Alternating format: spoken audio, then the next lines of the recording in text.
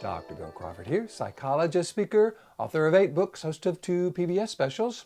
Here again to bring you another tip on how to help you create the life you want. Specifically, how to use my life from the top of the mind philosophy to bring more clarity, confidence, creativity into everything you do. Today I want to look at the concept of how worry and trauma and anxiety hijack our imagination. This concept came to me when I was rereading a book that I read once, obviously rereading it again. It's really, really good. It's called The Body Keeps Score. I want to get this right. This author's name is Bessel Van der Kolk, MD. Hopefully I'm pronouncing that well. He does a great job in this book about talking about how brain develops in a way that kind of has trauma really becoming a challenging aspect of our life. And for those of you who follow my life from the top of the mind philosophy, you know why this is. Remember, we got these 3 parts to the brain. Lower part of the brain is called the brainstem. This is the fight or flight part of the brain. It's the part of the brain that regulates our muscle tension, heart rate, blood pressure, breathing, etc. Middle part of the brain is called the limbic system. Some people call it the emotional brain. Upper 80% of the brain is called the neocortex. I call it the top of the mind. That's where life from the top of the mind comes from. Because what I've learned and what I go around teaching is that this middle brain acts as a gatekeeper. Or in today's terminology, it acts as a scanner, a processor, and a router. It scans incoming data or any thoughts that happen to pop into its awareness and analyzes them or interprets them, and then either routes them down to that lower brain or up to the upper 80% of the brain, the neocortex. Now, it interprets things as one of 3 ways, either positive, neutral, or negative. Positive or neutral has no threat involved, so it sends it up to the upper 80% of the brain. Unfortunately, it interprets almost anything negative as dangerous and throws us into the part of the brain that's designed to deal with danger, because its mission on the planet is to keep us alive as a species, and the way it does that is by keeping us worried about bad things happening. So when we've experienced trauma in the past, what the middle brain does is it keeps bringing it up over and over and over, thinking that if we're worried about it, we won't let it happen again.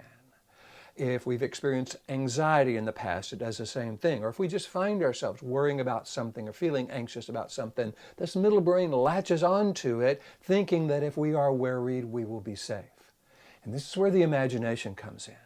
Now, the imagination is very powerful and very important. The author of the book, The Body Keeps Score, does a really nice job of kind of speaking to the importance of it. He says, imagination is absolutely critical to the quality of our lives.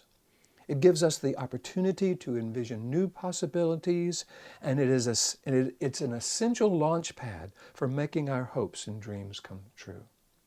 It fires our creativity, relieves our boredom, alleviates our pain, enhances our pleasure, and enriches our most intimate relationships. And that's true. It can do all of those wonderful things when it is driven by the upper 80% of the brain. But when the imagination becomes worry or anxiety, it becomes driven by this lower 20% of the brain, or the limbic system brainstem, which remember is all about keeping us safe in a dangerous situation. And it uses this very powerful tool to keep us worried and keep us anxious. And have you noticed that when you're worried about something or anxious about something, you've got a pretty clear image of what that looks like or feels like, certainly in terms of how it feels in our body, and maybe even sometimes exactly what it looks like, what we're worried about. You know, I talk to a lot of people about being able to imagine a different way, and they go, well, you know, usually I'm not very good at imagining. I'm not very creative, you know, I don't visualize things. And I go, really? So when you're worried about something, aren't you pretty clear about what you're worried about? They go, oh yeah, well I am. Well, see, that is our imagination. And what has happened without us knowing it is this middle brain, this lower brain has hijacked our imagination and is kind of using it against us, thinking it's keeping us safe, by the way.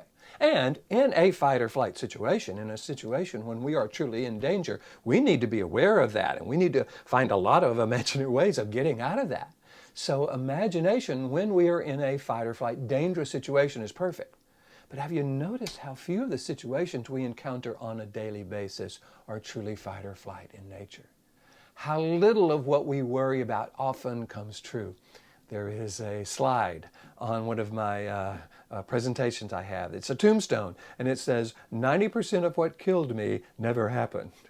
And that's our imagination being used against us, because it throws us into that lower brain, which really kind of starts getting us ready for fight or flight.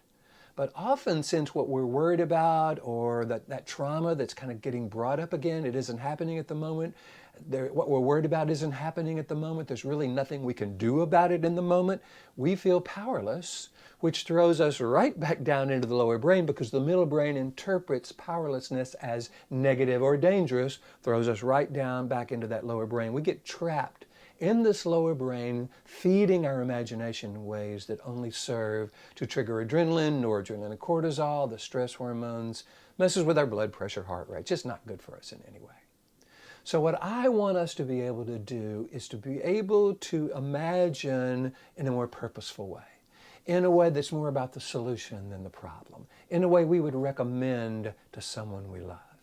In order to do that, we've got to be coming from this purposeful part of the brain, this clear, confident, creative part of the brain.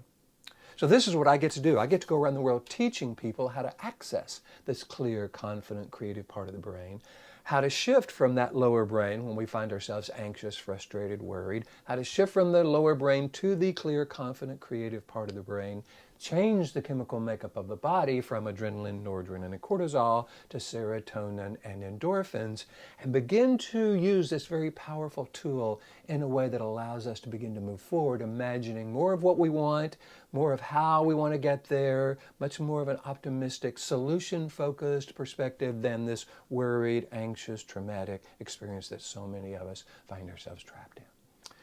This is what I love to do. It's what I get paid to do. I would love to come and do this for you in your organization. If you feel this would be valuable for your school, your church, your people in your organization, or, just folks making better decisions, we want to be coming from this clear, confident, creative part of the brain versus that worried part of the brain. All you got to do, go to my website, billcrawfordphd.com, or just Google Bill Crawford, Ph.D. I'll come up on the first page. Hit the contact button. Let me know what you're interested in. Love to talk with you about that. So what I'm doing on a regular basis is trying to post one of these videos, take a concept that I find interesting, tie the neuroscience to it.